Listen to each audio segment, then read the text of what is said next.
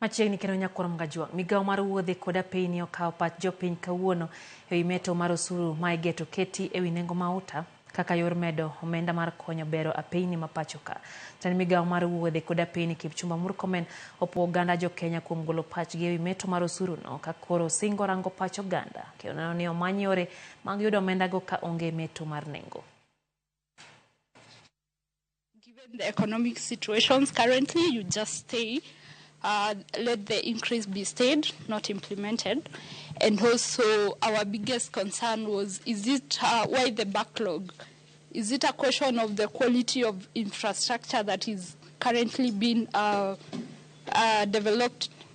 During the time of Uhuru, we saw the expressway and the other one, the standard gauge railway.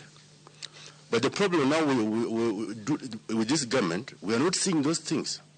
We are told about a house building somewhere, which we cannot see. And in the ministry will provide leadership. We are going to think, and we will come back to you with solutions that will not transfer the prices of fuel, make it higher than it is at the moment for the people of Kenya, because we have had you.